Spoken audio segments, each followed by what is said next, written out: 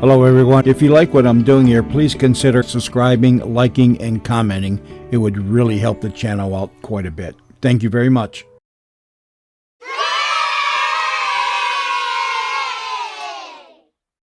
The CBS Radio Mystery Theater presents...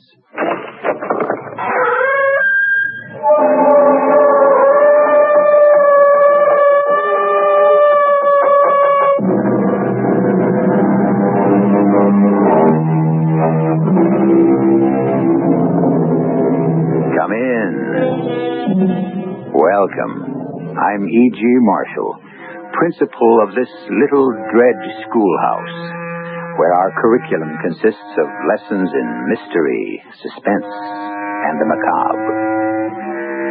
We say they were giants, those founding fathers of ours, and indeed they were. Giants of intellect, morality, and ability.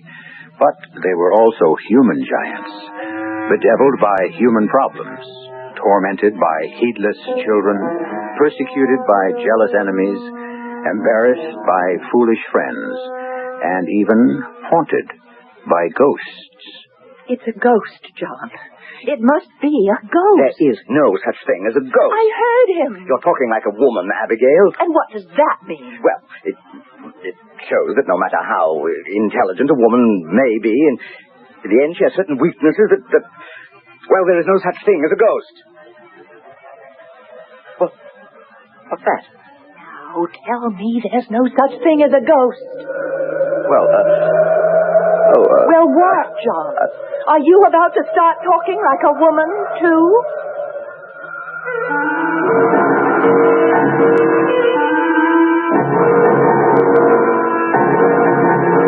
Our mystery drama, Ghost Powder, was written especially for the Mystery Theater by Sam Dan and stars Marian Seldes and Michael Wager.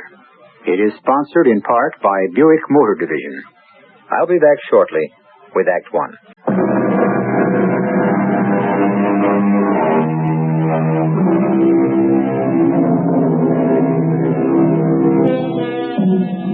If you were to say to John Adams, "You can't tell the players without a scorecard," naturally this great American wouldn't know what you mean.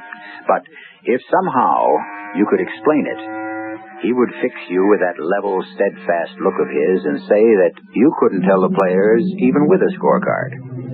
Here was John Adams in 1784, getting more flack from our recent French ally than from our former English enemy. Here he was, ambassador to Paris from the United States, and nobody really quite knew just what the United States was, or were. His colleagues, Franklin and Jefferson, were great men, as we all know, but very difficult to live with.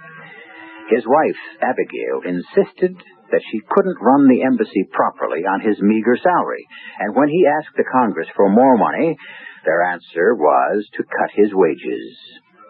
In addition, their rented chateau, a place called Auteuil, was haunted by a ghost.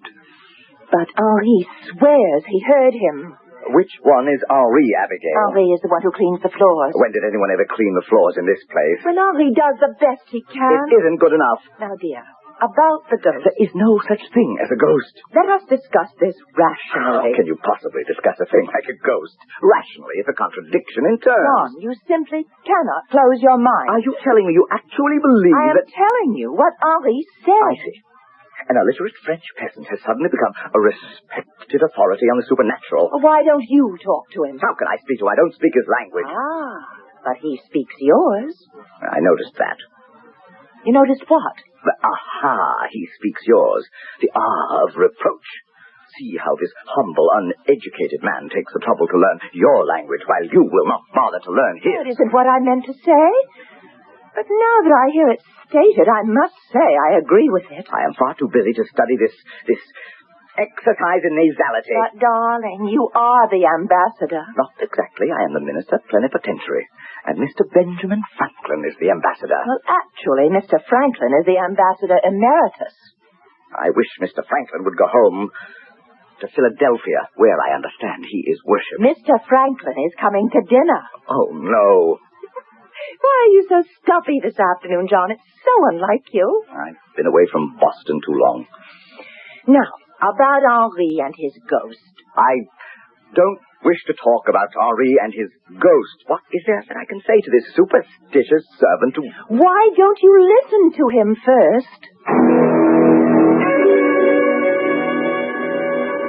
Oui, Monsieur Adams, I have heard him. How do you know it's a him? It's a voice of a him. And what does he say? He says nothing. Well, this is a fuss over nothing. John. Well, how can he hear him if he says nothing? He says something, but I do not understand him. Does he speak French? Français, no. Does he speak English? Anglais, no. Then what does he speak? He speaks ghost. Ghost? Yes, ghost language. Oh, there's a ghost language. Oh, yes, Monsieur Adams. But what is this ghost language? And where do you hear this alleged language? Oh, I hear him all over. But where? Particularly? In the library, in the bedrooms, and all over. How can I get rid of a ghost? You must call in a witch. A witch? Yes, the witch comes in and says a charm, and the ghost runs away. Why? Because the ghost is frightened. Oh, now look, my good man. There is no such thing as a ghost, and I think you had better get back to work. My uncle, he said the same thing. And one morning he is found throat cut. If you spent more time getting the place clean, as you are paid to do, instead of weaving these impossible fables about ghosts... Henri, the master will give this matter his full consideration, and we shall rid the house of the ghost. Thank you, madam. And you may finish cleaning the floor. I go, madam. Now, Abigail, I do not relish being called the master as if I were some feudal aristocrat. Ah, but your dear friend Tom Jefferson is a feudal aristocrat back home, and he is called master by hundreds of slaves. We are not discussing Tom Jefferson. We are discussing a matter of gross superstition. Why must I indulge him in this superstitious nonsense? To make my life easier. What does this have to do with you? One day, my dear, there will be another revolution. A revolution of the women. Oh, what on earth do women have to revolt about? It will come in a faraway future. I shall not live to see it. My dear, I do wish you would stay to the subject. Although you change it so many times, I confess I am at a loss to know where exactly we are. Call in a witch and have this demon, this ghost... This figment of Henri's imagination. Well, whatever it is, properly exorcised from the premises. My dear, it does the lower elements no good to reinforce their superstitions. Perhaps not, but it will do me good. Henri's story has infected the entire staff. I want you to go along with this mumbo-jumbo before they all run away. Oh, let them. We can hire others. No one will want to work here. Oh, please, John. Hire a witch. To realize what would happen if word of this reached home, I'd be the laughing stock of the country. The thing could be done for a single silver franc. Jefferson. What will Jefferson say? I will tell Henri to find a witch and have her here tomorrow. I forbid it. John, I cannot maintain this house without servants. I can't entertain at official dinners, and I insist... I will not reinforce the dark ignorance of the human race. John, please. I have nothing more to say. This is a matter of housekeeping. It doesn't concern you. Whatever lessens the dignity and the sanity of the human race concerns me. You're not making a speech before the Congress. Oh. I'm sorry, John. I just realized how I sound. Well, I realize how I must have sounded. Good. Let's compromise. And call in a witch. No, I cannot permit it. Do you understand? I can no longer be mistress of this embassy. Yes, I realize that, and therefore I shall resign the post. John, This is an impasse, my dear. Each of us is standing on a principle. but you can choose to resign. But I cannot choose to be party to the dark barbarism of the Middle Ages. I cannot sanction witchcraft.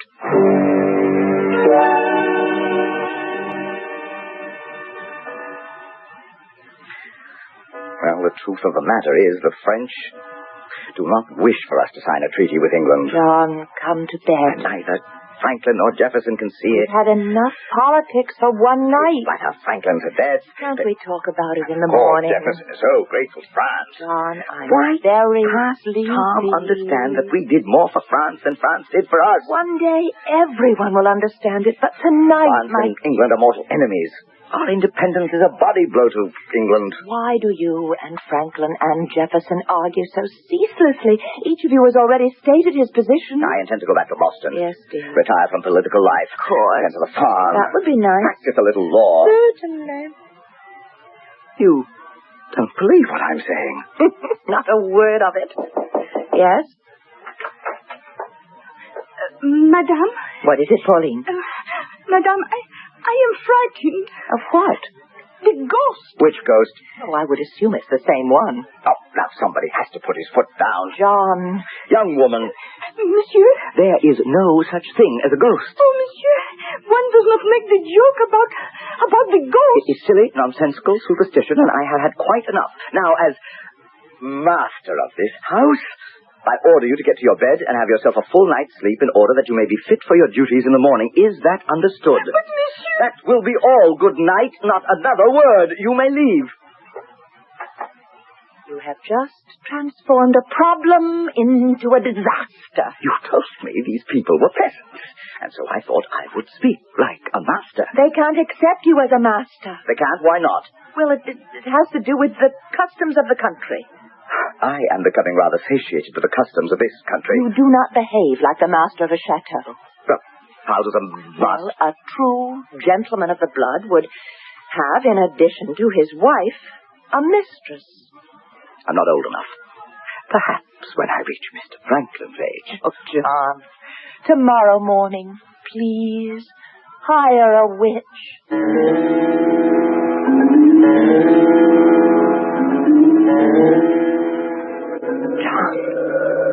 John. What? Huh? John, please wake up. Wake up. Why? It can't be morning. John, listen. What? What is that? That? It's your imagination. You don't hear it? Yes, I think so. Well, is it your imagination, too? No. What is it? It's a Ghost. Now, Abigail. I know there's no such thing as a ghost, but what do you call that? Well, John, I remember my grandfather and my aunt. They'd tell us children's stories about... John, I'm frightened. Oh, dear Abigail, it's impossible. Big, gloomy, frightening house. Who knows what crimes may have been committed here? Abigail, there is no such thing as a ghost. Then why is your hand shaking?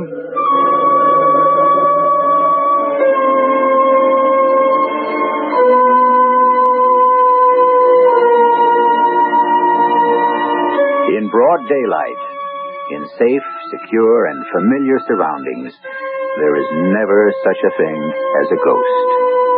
But in the dead of the night, in a strange country, in a large, gloomy house, one can never really be sure. We have never had, in this country, a more down-to-earth, sensible pair than John and Abigail Adams. But they've never had occasion to spend a night like this one, either. I shall return very shortly with Act 2.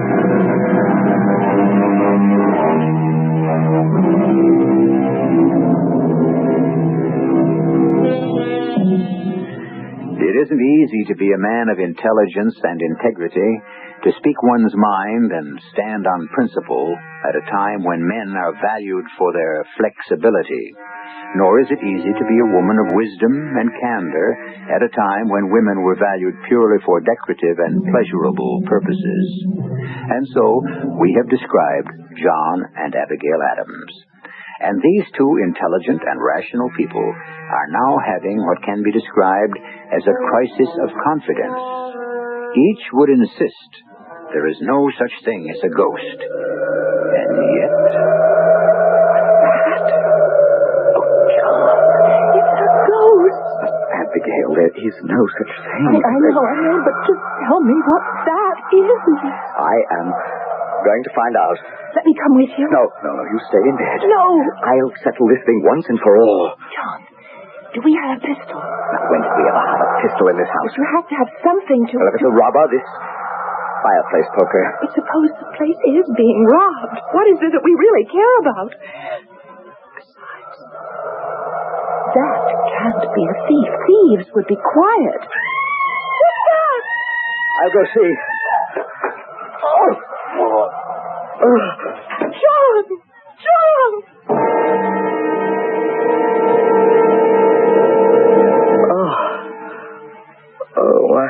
My head. Just lie quietly, my dear. You have a rather large bump on your head. What happened? I don't know. I found you lying on the floor in the hallway. The servants helped me to put you to bed. The servants? Especially Henri. Everyone's anxious to know what Monsieur Adams thinks of ghosts now. I remember. I heard that noise and then somebody screamed. That was Pauline. She heard the ghost, and she was frightened. I ran into the hallway. Something hit me on the head. Who? It didn't have to be a who. It could have been well, I could have run into that low ceiling beam near the stairwell. Something was making that noise. Oh, John, may we have Henri call in a witch? Abby, Dear, what harm can it do? If there's no such thing as a ghost, then all we've lost is a single silver franc. But if there is Now, Abigail... Please, John, it's the only way that I'll be able to keep the servants. All right. But no one must know. I'll be silent. Silent as the grave. That is hardly a fortunate figure of speech.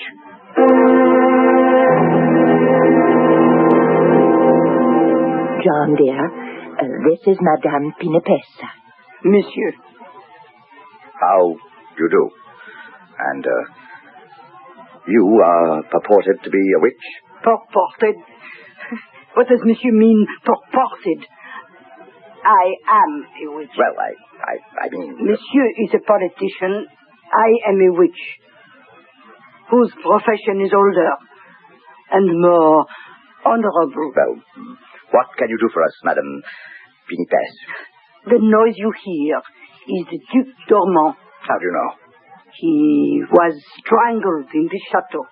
Why? It was 200 years ago. He was the Queen's lover. She came to visit him here. They were betrayed. These things happen. But if he's dead... What can I say, monsieur? We are told that those who are killed for love never really die. Ah, so he wanders about the chateau, does he? Yes, monsieur. Wandering and wailing for his lost love. And how do you propose to dispose of him? That, monsieur, is my own secret. There are tricks to every trade. I do not ask how you employ yours. Accord me the similar courtesy.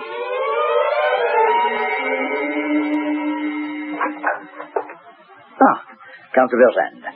Madame said to wait for you here, Monsieur Adams. Welcome, Your Excellency. To what do I owe the honor of this visit? Monsieur, I think we might discuss your rental of several French frigates of war. Your Excellency, we have no need of... but you have no navy to speak of at present. And the Algerine pirates? Yes, we do have trouble with the pirates on the Barbary coast. And since the building of a battle fleet is, of course, prohibitively expensive... We are aware of the problems involved. It will be difficult to raise funds through taxation.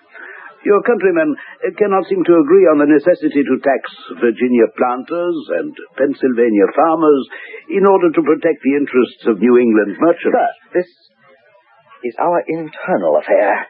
Naturally, Monsieur. Besides, we have other sources of revenue. Have you? I am given to understand that the Prussian loan is encountering difficulty. Do you, sir? It is common knowledge. Well, I must be going. Good day, monsieur. Such lovely weather. Yes. Thank you.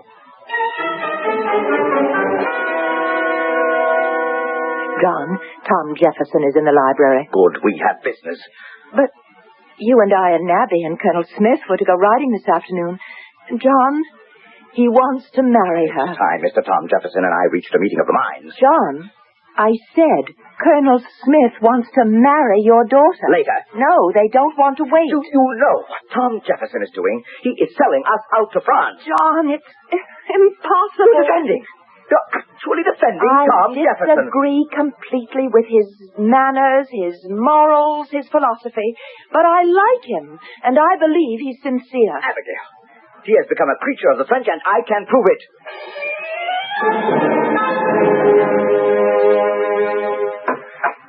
Well, John, why did you want to see me? Tom, we must have this out. What? Well, George Washington won't live forever. Hamilton, too unpopular, personally. Hancock, Jay, thinking nobody really thinks they have enough. Enough of what? Burrs, they're too slippery. What is all this, John? This is the talk that's going on at home. This is how people are thinking and speculating. It's going to come down to a fight between you and me. What kind of a fight? Power. Who is going finally to rule our country? I never thought much about it one way or the other. You want the truth, John. I think you're more qualified. You do a better job of it. Maybe you think that, but your friends, your Federalist friends, won't let you think that way forever. They'll egg you on for their own purposes. Don't you have the same kind of friends that I do, John? Yes, and all with axes to grind. And I shall be the victim of my friends, too. And it has to be this way, Tom. Why? You and I. We are on opposite sides of every question. One of us has to prevail. Maybe not. Maybe the people will split the differences between us. Maybe they will. But still, we have to fight it out. We can fight as friends, John. No. You have already betrayed me and the country. Be careful what you're saying, John. Oh, stop talking like a southern aristocrat. What do you propose to do? Challenge me? How dare you accuse me of betrayal? You and I were sitting in this room night before last. We spoke to the progress of the Prussian negotiations. Yes? I had confidential information that things were going badly. You and I were the only ones in the city of Paris who knew it, or so I thought. This morning, the Count de Vergennes tried to use that fact to strengthen France's bargaining position. Well, what does that have to do with me? Well, if you didn't tell him, who did? Ben Franklin was also in the room. When I read the dispatches from Prussia, Ben Franklin had fallen asleep. Oh, what makes you think I told Vergennes? Your friendship for France is notorious. I am grateful to France for helping us overthrow the British yoke. Would you have us exchange the British yoke for one made in Paris? I am here to represent the interests of my country. You were the only one who could have told Vergennes. But I didn't do it. On my word of honor. What am I saying? Why am I trying to insist on something that should be beyond question? My integrity. How dare... Tom, we worked on the Declaration of Independence together. How could you even accuse me? Tom, I'm sorry. I don't know what to think. Someone is betraying our secrets. Does anyone else know? No one. Are you sure? Can you swear that not one other single solitary soul? Yes, I can swear. Well, what? Abigail knows. Abigail? Well, I have no secrets from Abigail. But these are matters of government secrets. I know, but Abby is my counselor. Abby is only a woman. Only a woman. Yes, but I share everything with her. Is it possible? No, I can't say it. Abby could never. Can you forgive me, Tom? Well, I'll have to. I'm sure I'll be forced to say certain things in the future for which you'll have to forgive me. But how could Vergennes have found out? I don't know. Unless the walls have ears. Now, that's impossible, John. Who can say, Tom? After all, these are French walls.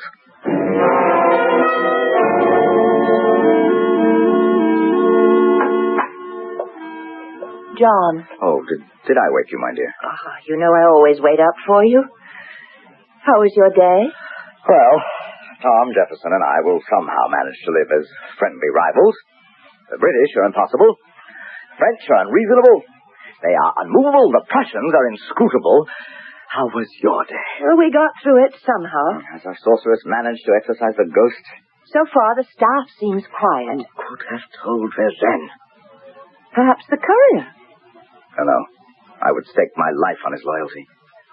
Well, it's a problem we should sleep on. After all, sufficient unto the day is the evil thereof. I agree. I thought our witch took care of all of that. That's Madame Dinapis.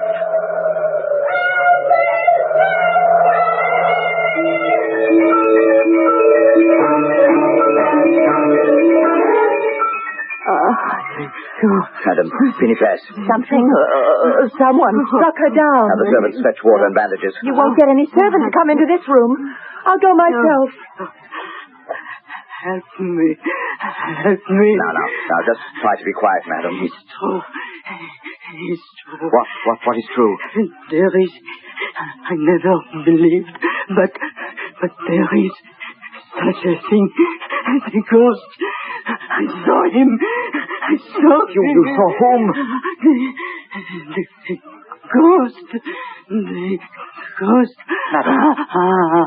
Madam Pinipes, speak to me. Speak. Say something.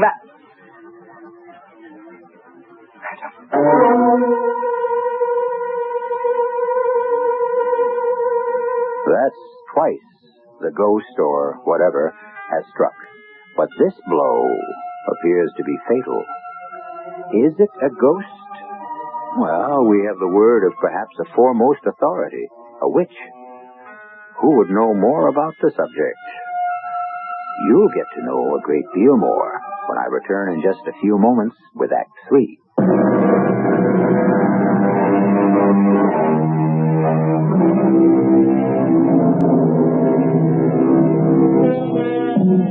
Once again, what is so clear in the bright daylight becomes shadowy and blurred in the dim rays of the moon. Madame Pinipes, a sorceress who has been employed by the Adamses to exorcise a ghost, obviously has been exorcised herself. And this is no time to ask John and Abigail if they really do believe in ghosts. She is dead, John? Yes. But how? How did she die? Well, she... I saw her lying on the floor, but I assumed she'd been struck down, but... I know. There isn't a single mark of violence. Then how did she die? Something must have... Now, we heard her scream. We both heard her. And what was she muttering when we came in here? The ghost. Yes, and something else. There is such a thing as a ghost. That's what she said. You see, she never really believed in it herself. To her, it was just a way of making money. But then at the very end, she saw a ghost, and it killed her. She... How? Well, she may have died of fright. Look at the absolutely terrified expression on her face. Have you ever seen such horror on a human countenance? I see it. But I don't believe it killed her. Why not? Because she didn't really believe in ghosts. She wasn't an ignorant, superstitious person. Neither are you, neither am I, but we've been having our doubts lately. And what is this? This thing clutched in her hand. A piece of cloth. It must be a ghostly vestment, part of the shroud worn by the unfortunate late Duc d'Ormont. No, not this. Look, it's muslin cloth. Well, ghosts do wear shrouds of muslin, don't they? John, this cloth is fresh. New. That proves that she was attacked, and she tried to fight.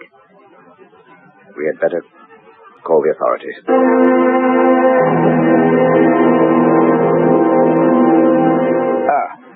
And for what purpose had you employed this woman? We were having trouble with a ghost, Monsieur Commissioner. So, make a note of that, Sergeant. The house is haunted, then? It would appear to be. If the ghost killed her... If the ghost killed her... Oh, surely, Monsieur, you cannot believe in ghosts. Monsieur Adams, I have an open mind on the subject. But such a thing, if it's not... It's not what? Possible? Yet you and Madame say you heard the thing yourselves. Well, we may have heard the wind whistling through the chimney. Surely, Monsieur Commissioner, you, a man like yourself, you cannot believe in ghosts. Monsieur, as a police officer, I must adhere to the facts. And these are the only facts we have. Well, then, at present. What do you propose to do? Nothing. But a woman has been murdered. The physician who examined her could find no mark or sign of violence. But something must be done. I ask you, monsieur, what? If the deed was committed by a ghost, how do we proceed against him? But, monsieur, there is a more convenient explanation. Convenient? Well, perhaps satisfactory. The woman was over 80. It is entirely possible she died of old age. Yes, that would satisfy everyone. Sergeant, write that she died of old age.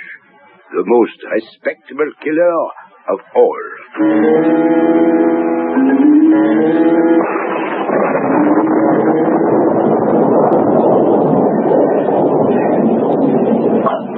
Why do you insist on walking outdoors in this dreadful weather? Because, my dear, we must have a talk. Yeah. A confidential talk. Rain. There is a ghost. Oh, no, Abigail, not you. And I can prove it. How? Oh, please explain it before we catch our death. John, I want you to make up the most far-fetched story you can think of. Why? About politics. And tell it to me in the library. But I don't understand. The more impossible, the better. But why? John, I'm afraid if I tell you won't do it. But you'll have to tell me eventually. I won't have to tell you. Then how will I ever know? Oh, you'll find out. Now, please, let's go back to the library, and you must tell me the story with a straight face, in the utmost confidence. It must be a very serious matter. You must play your part to perfection. My dear, I'm not an actress. No, but you're something even better. You are a lawyer.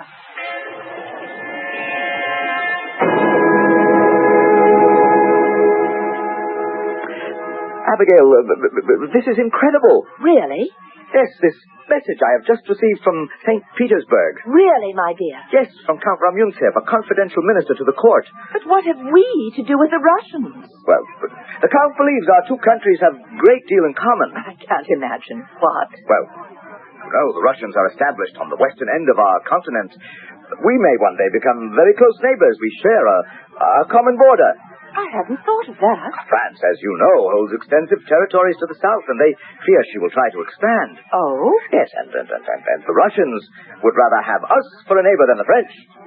Well, that makes considerable common sense. And so they are willing to lend us money to aid in our expansion, provided... Yes, provided? Provided we break off all relations with the French. Oh, I see. A Russian alliance. What an interesting possibility.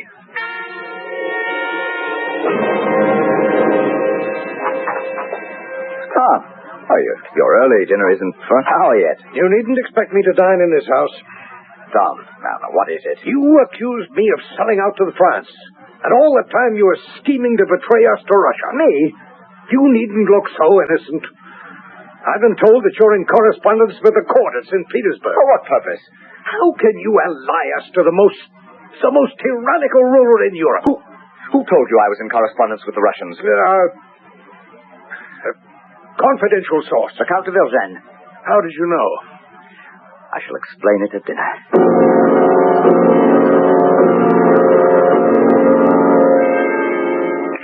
And you say this ghost or whatever overhears our conversation and reports it to de Vergennes. Listen. That is our ghost. That sound? Where's it coming from? The library. And, there he goes now. Where? Obviously, he's leaving the house. Well, let us settle this thing, John. No, let me go first. Oh, no. Oh, no danger. I shall have two stout gentlemen to protect me. Now, let me open the door. Hand me the candelabra. Now, look. Where? Just to the right of the fireplace, you see? On the floor. Footprints? Yes. Those are footprints. outlined in white powder. Yes, a lady's face powder. Cornstarch powder. I sprinkled some on the floor. Someone seems to have walked out of the wall.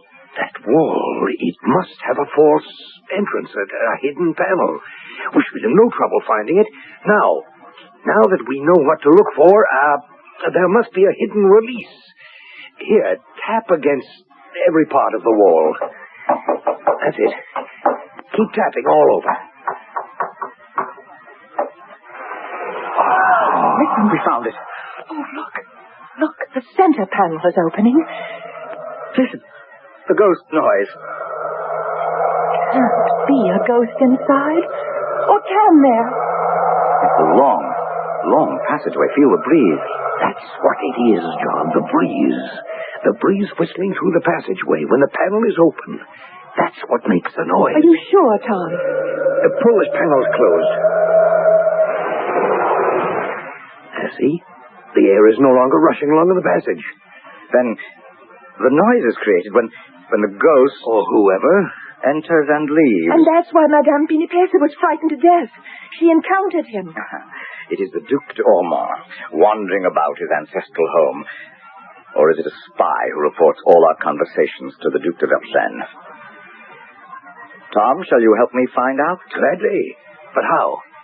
The ghost is on his way, obviously, to report to the Count that you and I have had a serious difference of opinion. Let us retire to the dining room and finish our dinner. Give him an opportunity to return tomorrow for his regular evening spy work.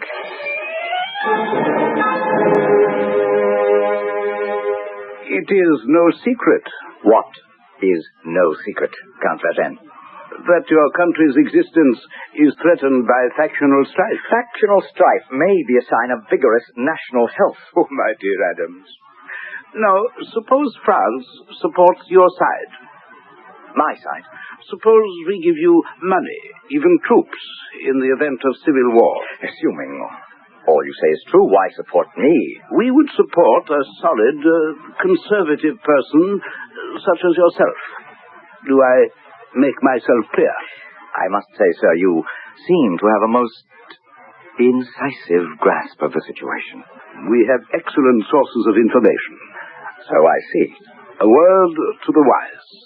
Consider it. Indeed, sir. I shall.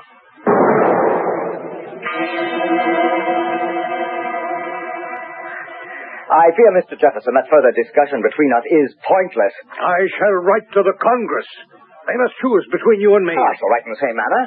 I have no intention of listening to further lies and slander on your part. And I have no intention of remaining a moment longer under this roof. Allow me to show you the door, sir. Well, if our ghost was there, we gave him an earful. If he was there. Did you gentlemen stage your quarrel? Abigail, you shouldn't be here. Why not? It might be dangerous. But it was all my idea. You know, Abigail, sometimes it's difficult for me to believe you're a woman. I accept that as the sincerest compliment you're capable of, Tom. It was so intended. Listen. Yes. How a ghost bestirs himself. The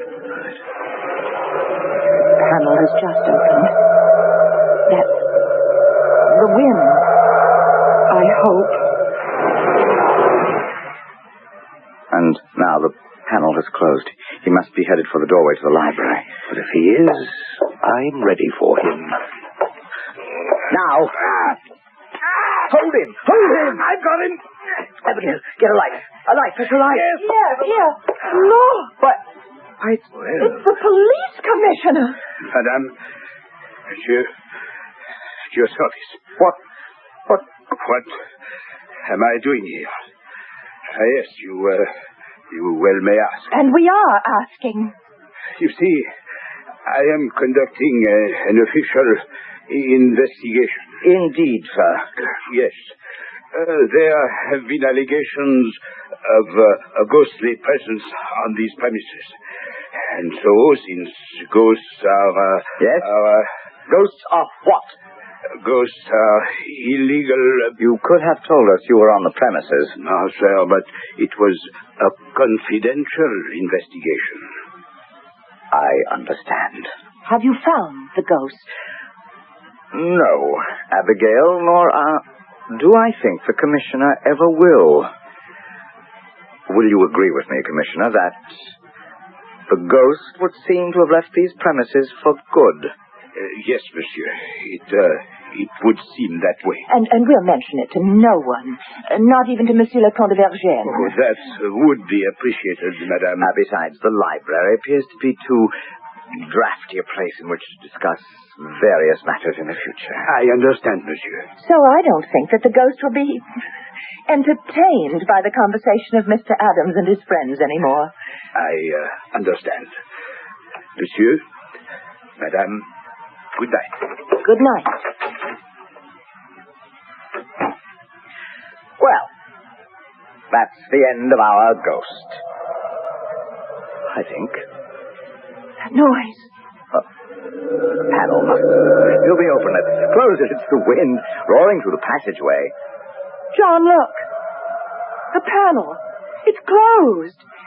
It's not the wind. It's... Now, Abigail, I am sure there must be a reasonable explanation.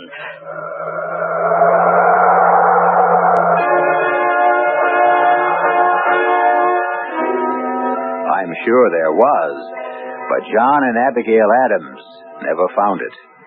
Within a few months, they received orders from the Congress, which transferred them to England, where John Adams became the first American ambassador to the court of St. James. And if you think he had problems in Paris, when he arrived in London, he really that's another story.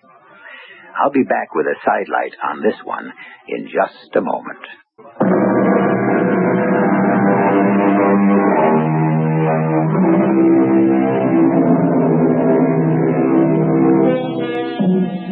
There's something almost, I can't say supernatural about Adams and Jefferson. Natural enemies, they were warm friends. They outlived all the other heroes of the Revolution. They became the grand old men of the new country of the United States of America. And America became a fusion of their opposing ideas. And if you really want something to think about, they both died on the exact same day, the 4th of July of 1826, on the 50th anniversary of the Republic. Our cast included Michael Wager, Marian Seldes, Court Benson, Bryna Raeburn, and Guy Sorel. The entire production was under the direction of Hyman Brown.